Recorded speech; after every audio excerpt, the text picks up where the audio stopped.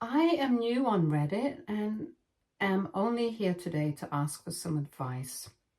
My sister Jasmine has always seemed to dislike me for as long as I can remember. This animosity began back when we were just kids.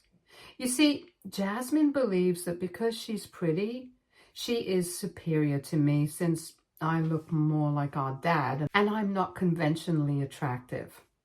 From a young age, I did notice how people would gravitate towards Jasmine, showering her with compliments about her looks.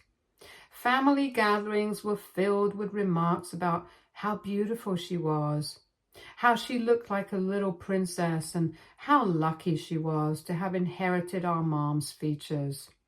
Meanwhile, I was often overlooked in these conversations. Unlike her, I was a late bloomer, so I didn't get as many compliments while growing up. The focus on Jasmine's appearance made me feel invisible at times. However, I was never jealous of her. It wasn't until Jasmine herself started making cruel comments about my appearance that I started to resent her. Jasmine would often make offhand remarks about how I was the nerdy one while she was the pretty one in our family. At first, I didn't think much of it, but as time went on, her comments became even more pointed and hurtful. She would laugh and say things like, "Well, at least I don't have to rely on my grades to get attention from people." Or, "Too bad you didn't inherit mom's good looks and blonde hair." These comments from her would cut deep, especially during my awkward teenage years when I was already struggling with self-esteem issues. I remember one specific incident where she embarrassed me knowingly in front of everyone. We were at a family reunion and one of our aunts was gushing over how stunning Jasmine looked in her dress. The aunt then turned to me and said, "You must be so proud of your sister. She's so beautiful." Jasmine smirked and replied, "Yeah, my sister's got the brains, but I got the looks, so I'm sure she's proud of me." Everyone laughed, thinking it was just a silly little joke. But I felt a pang of hurt and embarrassment. It was as if my entire worth was reduced to just my academic achievements. Even at school, Jasmine's beauty made her popular and well-liked. She was the girl everyone wanted to be friends with or to date. I, on the other hand, was the quiet, studious one, known more for my grades than for my presence. I created a divide between us, one that Jasmine seemed to relish. She always enjoyed reminding me of our differences, almost as if it reinforced her sense of superiority. Her constant reminders of my ugliness made me very hyper-aware of my appearance, leading to years of insecurity and self-doubt that I sometimes still struggle with. I often found myself comparing my looks to hers, wondering why I couldn't be as effortlessly attractive. Her unkindness affected my self-image in profound ways. However, this wasn't the only thing she did to me. Looking back, she also bullied me in other ways to make me feel inferior to her. For example, on my 6th birthday, I was really excited because it was the first time I had invited my friends over to our place for a party. My parents had decorated the house and I had a beautiful cake. As my friends and I gathered around to play games, Jasmine, who was 8 at the time, decided to take the spotlight. She interrupted our game of musical chairs by loudly proclaiming that we were being too loud and that it was embarrassing for me and my friends to still play musical chairs at our age. Mom asked her to calm down and took her aside to talk. I thought Jasmine would stop with her antics after that, and the rest of the party went on without any more incident. Later, after the party, when I was opening my presents given to me by my family and friends, I discovered that I had been given the latest Barbie dollhouse. It even had a miniature kitchen and a makeup set. I was beyond thrilled about this since I loved playing with Barbie, but my happiness was short-lived. Jasmine started to complain to my mom that it wasn't fair I had been given such an expensive gift when she didn't get one on her birthday. She complained that she wanted to play with the dollhouse too. I argued back, pointing out that my friends had pooled their money to buy this dollhouse for me, so she had no right to take it away, and that she could probably wait for her birthday next year for our parents to give her one. But Jasmine kept yelling at Mom, demanding that either I share my Barbie set with her or that Mom had to get her a new one to play with immediately. In the end, Mom made me compromise. I was forced to share my beloved Barbie dollhouse with Jasmine on a few days of the week so that she could play with it as well. I was beyond infuriated. It felt so unfair that even on my special day I couldn't have something to myself. In middle school, I finally got a chance to be the lead in the school play, something I had worked so hard for. Jasmine, being 2 grades ahead, had already been the star in school events and was not happy that I had bagged the role. The night of my performance, instead of supporting me, she continuously made snide comments about how I would never be as good as she was on stage and how I was maybe going to end up breaking my leg out of nervousness. I could see she was trying to get into my head, but I didn't let her words affect me and went on to give my 100% on stage.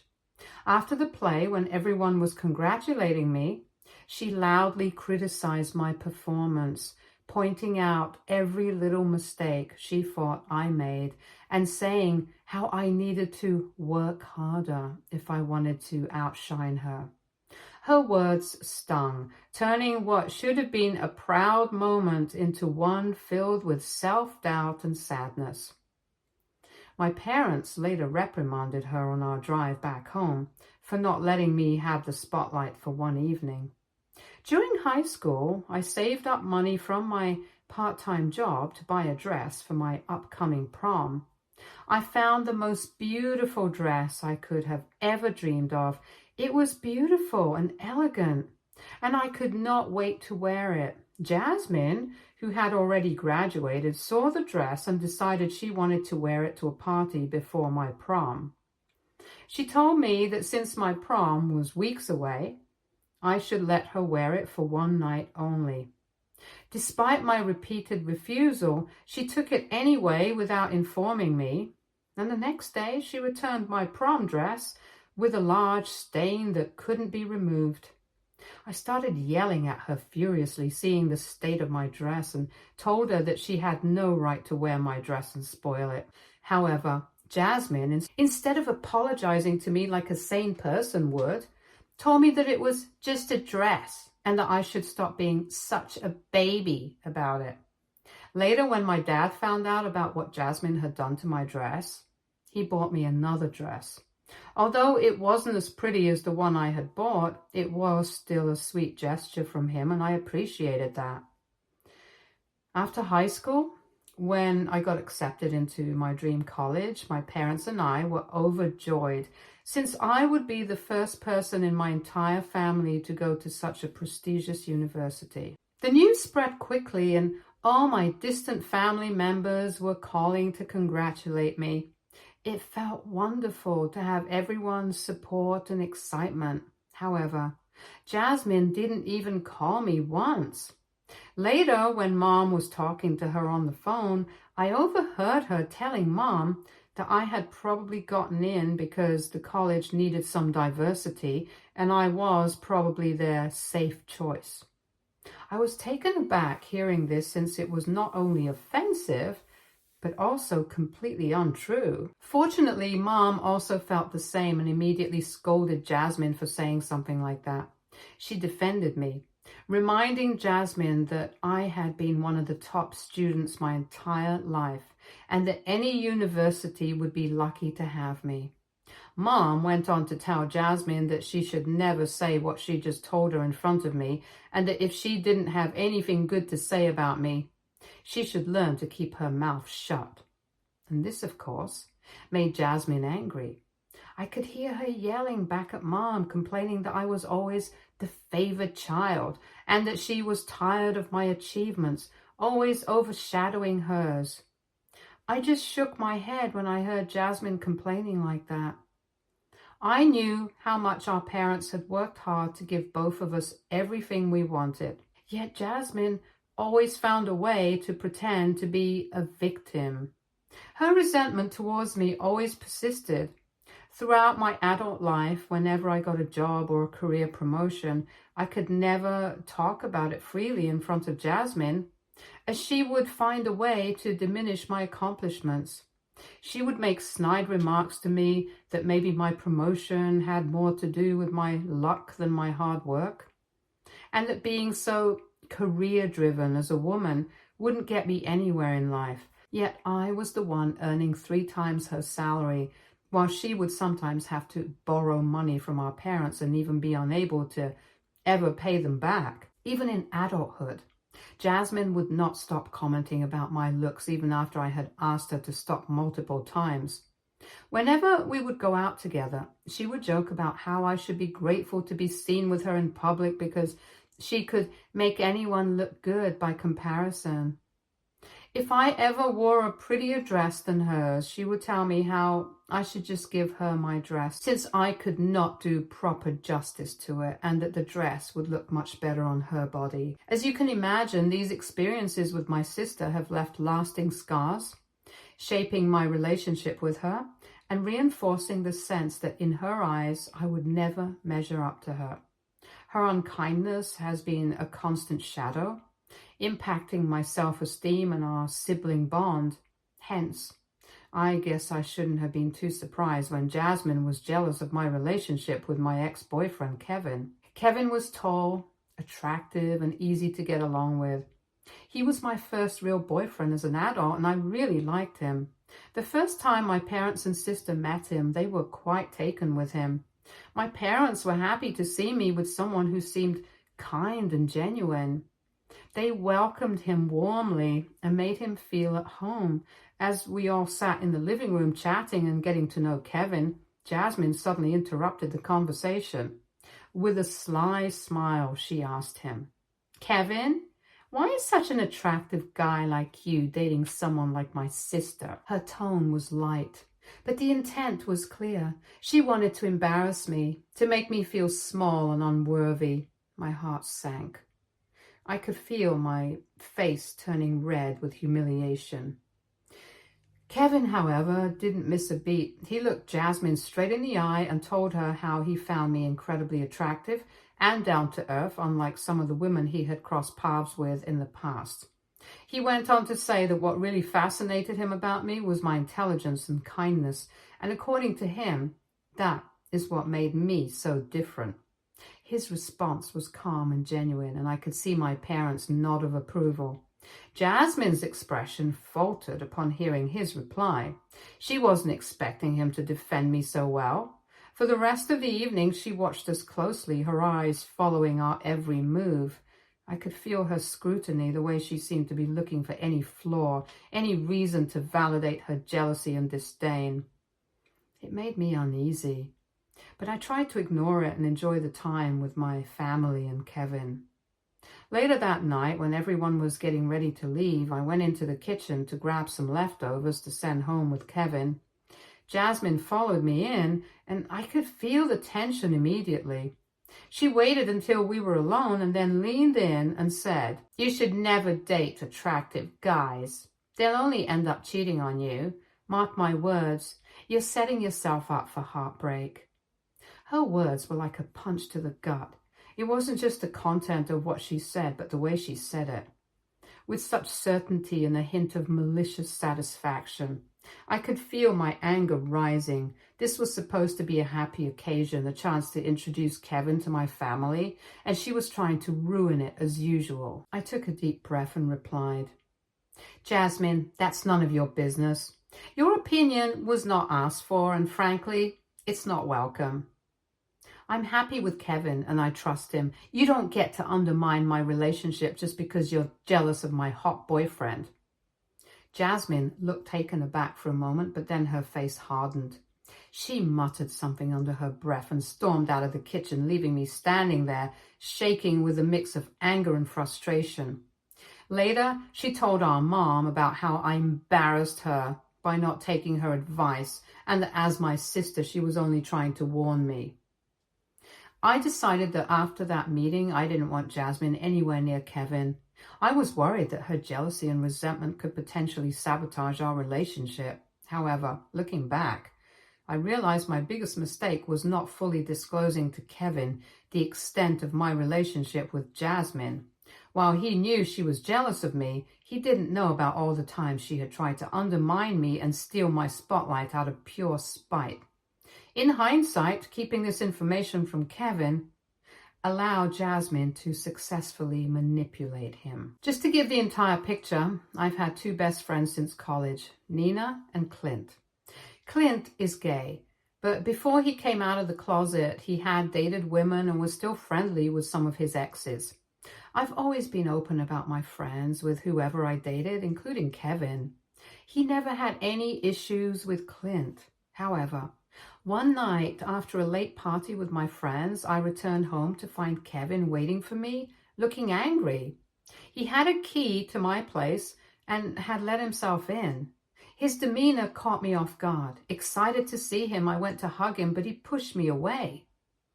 Confused, I wondered if the smell of alcohol was bothering him and quickly apologized. However, he shook his head and asked me if I was out with Clint. I told him that I was out with both Clint and Nina, just like I had informed him about before I went out with my friends that evening. He then impatiently asked me if I was sleeping with Clint. I was taken aback, wide-eyed and incredulous. I asked him what he meant, needing clarification, and Kevin repeated his question accusingly. I reassured him firmly that no, I wasn't sleeping with Clint or anyone else. I couldn't understand why he would suddenly ask me something like that out of nowhere. He then opened his phone and showed me a series of pictures that Jasmine had sent him over social media. Apparently my sister had been at the same bar at the same time where me and my friends were hanging out. It struck me as odd that she hadn't even bothered to come and say hello to me, yet had somehow taken secret pictures of me and my friends. As I zoomed in on the photos, I saw shots of me, Clint and Nina laughing, hugging, dancing, and just enjoying ourselves like everyone else in the club. Kevin explained that Jasmine had sent him these pictures along with information about Clint's past relationships with women, which I had conveniently never mentioned to him. He asked me directly if it was true that Clint had dated women before his current boyfriend. I confirmed that it was indeed true, but clarified that Clint had dated those women because he grew up in a conservative family and was scared to come out as gay initially. Kevin shook his head, clearly troubled by what he saw in the pictures. He expressed doubts, saying there was no guarantee that Clint was 100% gay, even now, especially seeing how comfortable Clint seemed with me and how he had his arms around me in the photos. I was stunned by Kevin's sudden accusations and asked him why he would jump to such conclusions out of nowhere. This is when Kevin told me that Jasmine and he had been friends on social media for a while, and she had been telling him stories of my past about how I supposedly had a history of cheating on my exes. According to him, he had never believed her until she sent him those pictures that night. My mouth hung open in disbelief as I struggled to process what he was saying. I asked him why he hadn't told me about this conversation with my sister sooner.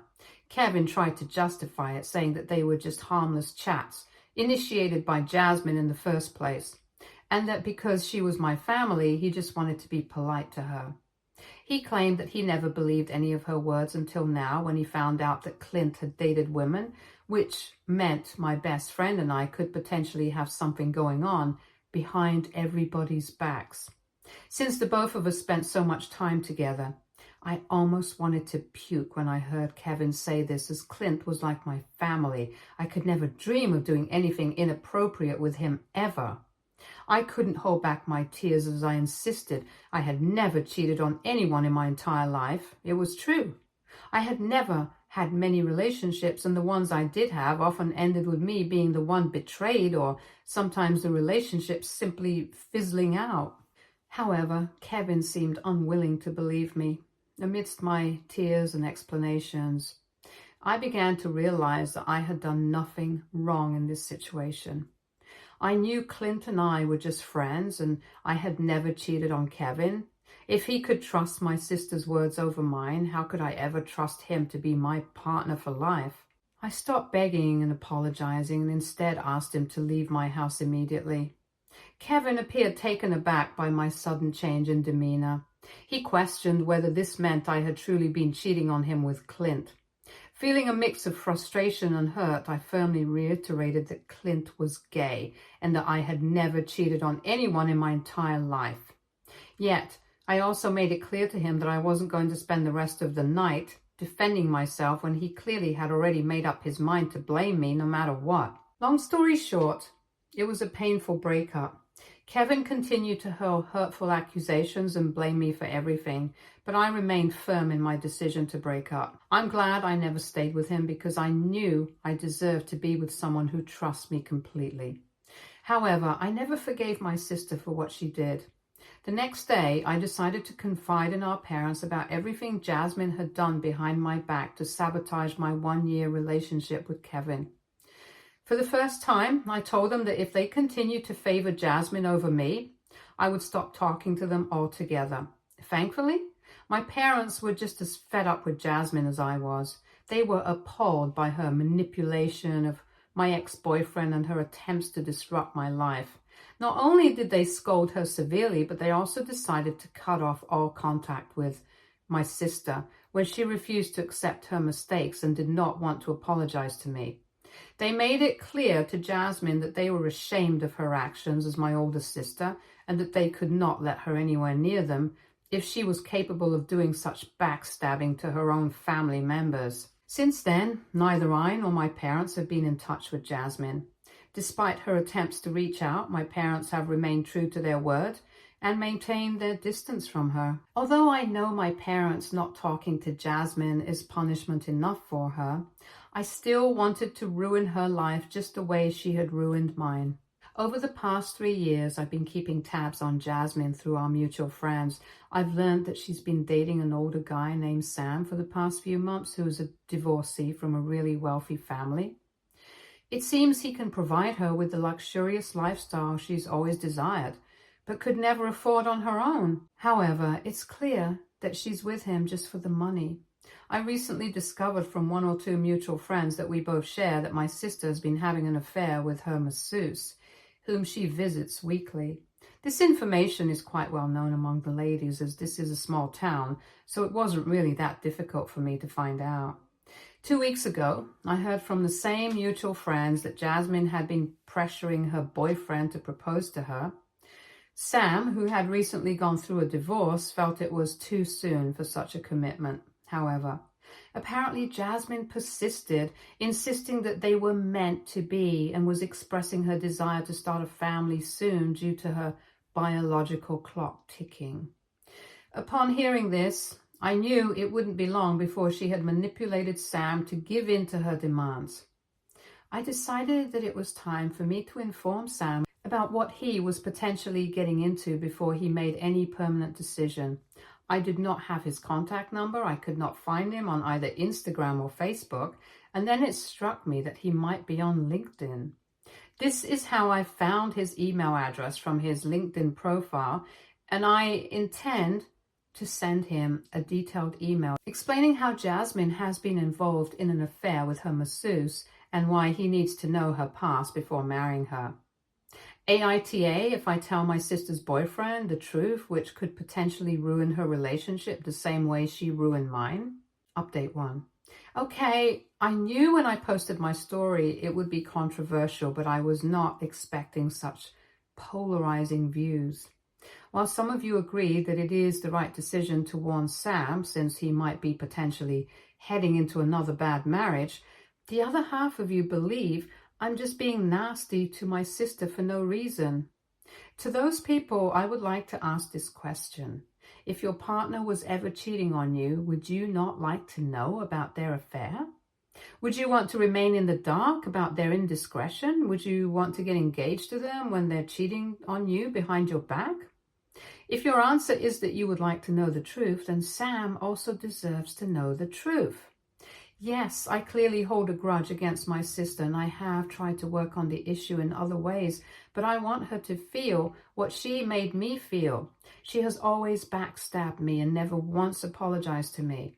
I have never ruined her life or sabotaged her in any way, even after everything she's done to me. I will simply be telling Sam the truth. Whether he chooses to forgive her and decides to marry her or leave her is ultimately his call to make. Update 2. So it's been 2 weeks since I last updated anything, so here it goes. Last week I sent out an email to Sam. In the email, I clearly stated that Jasmine had been sleeping with her masseuse, including his name and the massage parlor she frequented. I urged him to investigate and also explain how my family and I had cut off contact with Jasmine because of her manipulative behavior in the past. I made it clear that my intention behind this email was simply to warn him so that he wouldn't be caught off guard. After I sent the email, several days passed without me hearing anything back from Sam. I couldn't shake off the worry that maybe he hadn't received it or maybe he didn't believe what I had shared. Then unexpectedly, I received a response from him today.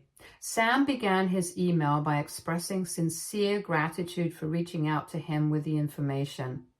It turns out he had been finally convinced enough to propose to Jasmine and had even bought her a ring to propose to her that very day when he received the email from me. Fortunately, after reading my email, he decided to take some time and investigate the matter himself. He decided to follow Jasmine around for a few days, and this is how today he was able to catch her red-handed with the masseuse at a hotel room. He told me he had broken things off with her immediately. She had pleaded with him, telling him how it was just a one-time mistake, but he had informed her that I had already told him the truth about her affair, which had been going on for months. Sam emphasized how thankful he was to me that I had alerted him about the reality of this situation. He included his contact number and encouraged me to call him, wanting to discuss the matter more comfortably over the phone. When I called Sam, he was courteous to me. He opened up about Jasmine's multiple lies, not just about her affair, but also about her family situation. Apparently, Jasmine had been fabricating stories to Sam throughout their relationship, portraying our family as abusive to justify why she had severed ties with us, when in reality it was the other way around. I told Sam that he didn't even know half of the things that Jasmine was capable of, and that he should consider himself very lucky that she had let him go so easily, since she was usually very vengeful. Overall, Sam and I had a nice chat, and I wished him the very best for his future. After this, I had a feeling it wouldn't take long before Jasmine would either show up at my house or call me. Sure enough, about an hour later, I heard the doorbell ring and loud banging on my door. I wasn't surprised to find Jasmine there, yelling insistently that we needed to talk about what I had done to her. Instead of opening the door, I used my door camera's two-way speaker system to ask her what she wanted. Jasmine's anger was palpable as she demanded to be let in, accusing me of being a coward for keeping her outside. I stood my ground, responding firmly that she was the real coward in this situation. I pointed out that she had been dishonest by having an affair and now couldn't face the consequences on her own. This response silenced her, and she appeared embarrassed, starting to cry. She demanded that I speak to Sam and try to fix things between them, since she could have gotten engaged to him if I had not interfered. I calmly informed her that I was already well aware of her situation because Sam and I had spoken about it. Upon hearing this, Jasmine's anger flared even more. She asked me if I was planning to date Sam and questioned if I was stooping so low as to deliberately hurt her by going after her man. I couldn't help but laugh at the absurdity of her accusation. I assured her that I had no interest in pursuing someone she was interested in, and Sam was no longer her man anyway. I reminded her that I was simply doing what she had done to me years ago with Kevin. Hearing my words, Jasmine erupted into yelling, insisting that I still had no right to do this. I stood firm, telling her that she couldn't really blame me for still holding a grudge against her, and that she deserved every bit of pain she felt, since I had gone through the same thing too. Jasmine continued to yell at me some more, her voice filled with anger and frustration. Despite her loud protests, I remained resolute in my stance, refusing to let her in. In the end, seeing that I wasn't going to yield, Jasmine left, grumbling angrily to herself. Update 3. Hey everyone, I have informed my parents about what I did to Jasmine. They reprimanded me when they found out everything and told me that I needed to forgive my past and stop being in this weird power struggle with my sister forever, as it would only ruin my mental health. After our conversation, I do agree with them.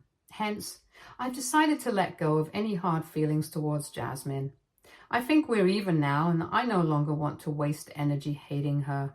That's all. Stay tuned for more stories from our girl relationships.